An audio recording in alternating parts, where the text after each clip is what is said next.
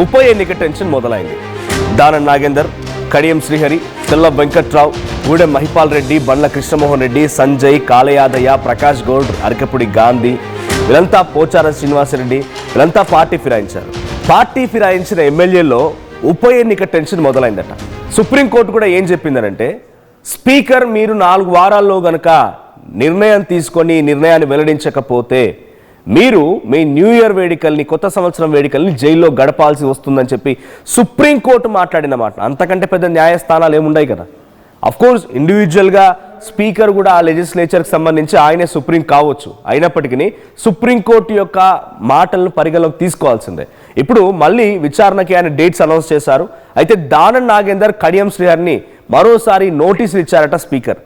ఎల్లుండి 23వ తేదీన అఫిడవిట్ రూపంలో ఒక వివరణ ఇవ్వాలి అని చెప్పి ఆదేశాలు జారీ చేశారట. అయితే రాజీనామాని చేయకపోతే అనర్హత వేటు తప్పదు అనే రకంగా తెలుస్తోంది. ఒకవేళ వాళ్ళంతటా వాళ్ళు రాజీనామా చేశారా ఓకే, లేకపోతే అనర్హత వేటు ఖాయం. అనర్హత వేటు పడితే 6 ఏళ్ల పాటుగా, అంటే 6 years 2032 వరకు కూడా ఎక్కడా ఎన్నికల్లో పోటీ చేయడానికి అర్హత ఉండదు.